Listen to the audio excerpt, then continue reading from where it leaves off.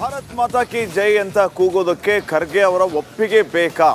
ಇದು ಚುನಾವಣಾ ಪ್ರಚಾರ ಸಭೆಯಲ್ಲಿ ಸೌದಿಯವರು ಮಾತಾಡಿದಂತಹ ಮಾತು. ಕಾಂಗ್ರೆಸ್ನ ನಾಯಕರಿಗೆ ಸೌದಿಯವರು ಖರ್ಗೆ ಅವರ ಒಪ್ಪಿಗೆ ಬೇಕಾ ಅಂತ ಭಾರತ್ ಮಾತಾ ಕಿ ಜೈ ಅಂತ ಕೂಗುತ್ತೀವಿ, ಭಾರತ ಮಾತೆ ಇನ್ನೂ ಖುಷಿ ಆಗ್ತಾಳೆ. ಈ ರೀತಿ ಕೂಗೋದ್ರಿಂದ ಯಾವುದೇ ರೀತಿಯ ರಾಜಕೀಯ ತಿರುವನ್ನು ಪಡೆದುಕೊಳ್ಳೋದು, ಅದಕ್ಕೆ ರಾಜಕೀಯ ತಿರುವನ್ನು ಅದಕ್ಕೆ ಕೊಡೋದು ಮಾಡಬಾರದು ಅನ್ನುವಂತಹ ವಿಚಾರವನ್ನು ಇಟ್ಕೊಂಡು ಲಕ್ಷ್ಮಣ ಸವದಿಯವರು ಸಭೆಯಲ್ಲಿ ಮಾತಾಡಿರುವಂಥದ್ದು. ಭಾರತ್ ಮಾತಾ ಕಿ ಜೈ ಅನ್ನಲು ಖರ್ಗೆ ಒಪ್ಪಿಗೆ ಬೇಕಾ? ದೇಶಭಕ್ತಿ ಜೈಕಾರ, ಖರ್ಗೆಗೆ ಅಪಾರ್ಥಾನ. ಬಿಜೆಪಿ ವಿರುದ್ಧ ಕಾಂಗ್ರೆಸ್ ದೇಶಭಕ್ತಿಯ ಅಸ್ತ್ರವನ್ನು ಹೂಡಿದೆ. ಕಾಂಗ್ರೆಸ್ನ ಸಮಾವೇಶದಲ್ಲಿ ಭಾರತ ಮಾತೆಗೆ ಜೈಕಾರವನ್ನು ಕೂಗಿರೋದು, ಕಾರ್ಯಕರ್ತರಿಂದ ಜೈಕಾರವನ್ನು ಕೂಗಿಸಿರೋದು ಬೇರೆ ಯಾರೂ ಅಲ್ಲ, ಲಕ್ಷ್ಮಣ ಸವದಿಯವರು. ಜೈಕಾರ ಕೂಗೋಕ್ಕೂ ಮುನ್ನ ಖರ್ಗೆ ಹೆಸರನ್ನು ಅವರು ಪ್ರಸ್ತಾಪ ಮಾಡಿದ್ದಾರೆ. ಖರ್ಗೆ ಸಾಹೇಬರು ಅಪಾರ್ಥ ಮಾಡ್ಕೋಬಾರ್ದು ಅಂದರೆ, ಖರ್ಗೆ ಸಾಹೇಬರು ಅಪಾರ್ಥ ಮಾಡಿಕೊಂಡ್ರೆ ಭಾರತ್ ಮಾತಾ ಕಿ ಜೈ ಅನ್ನೋದನ್ನು ಬಿಟ್ಟುಬಿಡ್ತೀರಾ ಸೌದಿ ಸಾಹೇಬ್ರೆ? ಭಾರತ್ ಮಾತಾ ಕಿ ಜೈ ಅಂತ ಘೋಷಣೆ ಕೂಗೋದು ನಮ್ಮ ಅಸ್ಮಿತೆ.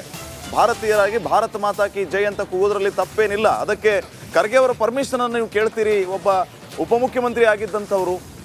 ಇದಕ್ಕಿಂತ ದುರಂತ ಮತ್ತೊಂದಿಲ್ಲ. ಭಾರತ್ ಮಾತಾ ಕಿ ಜೈ ಅಂತ ಎದೆಯುಬ್ಬಿಸಿ ಅತ್ಯಂತ ಅಭಿಮಾನದಿಂದ ಎಲ್ಲರೂ ಹೇಳಬೇಕಾಗತ್ತೆ. ಆದರೆ ಖರ್ಗೆ ಅವರು ಒಪ್ಪಿಗೆ ಹಾಕಬೇಕ್ರಿ ಇದಕ್ಕೆ. ಈ ರೀತಿ ಸೌದಿಯವರು ಹೇಳಿರೋದು ನಿಜಕ್ಕೂ ಆಶ್ಚರ್ಯ ಮತ್ತು ಆಕ್ರೋಶಕ್ಕೆ ಕಾರಣ ಆಗ್ತಾ ಇದೆ.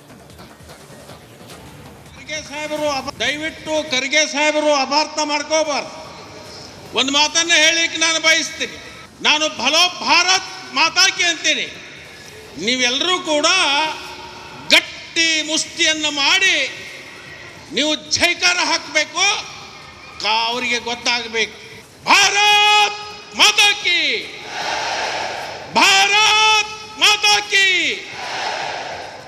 ಇದು ಇಲ್ಲಿ ಅಷ್ಟೇ ಅಲ್ಲ, ಇದು ಹೋಗಿ ಬೆಂಗಳೂರು ದಿಲ್ಲಿಗೆ ಮುಟ್ಟಬೇಕು. ದಯವಿಟ್ಟು ಖರ್ಗೆ ಸಾಹೇಬರು ಅಪಾರ್ಥ ಮಾಡ್ಕೋಬಾರ್ದು. ಒಂದು ಮಾತನ್ನ ಹೇಳಿಕ್ಕೆ ನಾನು ಬಯಸ್ತೀನಿ. ನಾನು ಭಲೋ ಭಾರತ್ ಮಾತಾಕಿ ಅಂತೀನಿ. ನೀವೆಲ್ಲರೂ ಕೂಡ ನಮಸ್ಕಾರ. ಕರ್ನಾಟಕ ಪ್ರೈಮ್ ಟೈಮ್ಗೆ ಸ್ವಾಗತ. ನಾನು ಜಯಪ್ರಕಾಶ್ ಶೆಟ್ಟಿ. ಇಡೀ ಕರ್ನಾಡು ಇವತ್ತು ರೆಬೆಲ್ ಆಗಿ ನಿಂತಿದೆ. ಈ ಹಗರಣಗಳನ್ನು ಸದನದಲ್ಲಿ ಪ್ರಸ್ತಾಪ ಮಾಡಲು ಕೂಡ ಕಾಂಗ್ರೆಸ್ ಹಿಂದೇಟು ಹಾಕಿದ್ದೇಕೆ? ನಿಮ್ಗೆ ಸಂಬಳ ಅದಕ್ಕೆ, ನಿಮಗೆ ವಾಹನ ಅದಕ್ಕೆ, ನಿಮಗೆ ವೆಪನ್ ಅದಕ್ಕೆ, ನೀವು ಅದನ್ನು ಸೆರೆ ಹಿಡಬೇಕಾಗಿದೆ. ನೀವು ವಿದ್ಯುತ್ ಬರ ಇದೆ ಅಂತ ಹೇಳ್ತಾ ಇದ್ದೀರಿ. ಎಲ್ಲಿ ಬರ ಇದೆ ನೀವು ಹೇಳಬೇಕು. ಪಾಕಿಸ್ತಾನ್ ಆಕ್ಯುಪೈಡ್ ಕಾಶ್ಮೀರ್ ಅದು ಎಂದೆಂದಿಗೂ ನಮ್ಮದು. 40 ಮೆಷಿನ್ಗಳು ತಂದಿತ್ತು ನೋಟ್ ಎಣಿಸುವುದಕ್ಕೆ, ಅದೇ ಹಾಳಾಯಿತು. ಮಥುರಾದ ಗಲಾಟೆ ಇದೆಯಲ್ಲ, ಅದು ಸ್ಥಳೀಯವಾಗಿ ಕೂತು ಪರಿಹರಿಸಬಹುದಾದಂಥ ಕಾನೂನಿದೆ. ಗ್ಯಾರಂಟಿ ಯೋಜನೆಯಿಂದ ನಷ್ಟ ಆಗಿದೆ, ಲಾಭ ಆಗಿದೆ, ದಯವಿಟ್ಟು ಹೇಳಿ. Dawood Ibrahim most wanted criminal ಯಾವಾಗಾದ ಅಂದರೆ, ಇಲ್ಲಿ ತನಕ ಭಾರತ ದೇಶದಲ್ಲಿ ಓರ್ವ ದಲಿತ ಪ್ರಧಾನಿಯಾದಂಥ ಇತಿಹಾಸವೇ ಇಲ್ಲ.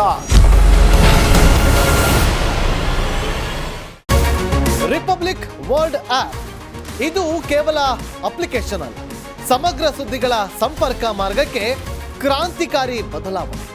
ರಿಪಬ್ಲಿಕ್ ವರ್ಲ್ಡ್ ಆಪ್ ಕೇವಲ ಸುದ್ದಿ ಅಪ್ಲಿಕೇಶನ್ ಅನ್ನ ಪರಿಚಯ ಮಾಡ್ತಾ ಇಲ್ಲ, ಬದಲಾಗಿ ಡಿಜಿಟಲ್ ಸುದ್ದಿ ಬಳಕೆಯ ಹೊಸ ಯುಗಕ್ಕೆ ನಾಂದಿ ಹಾಡ್ತಾ ಇದೆ.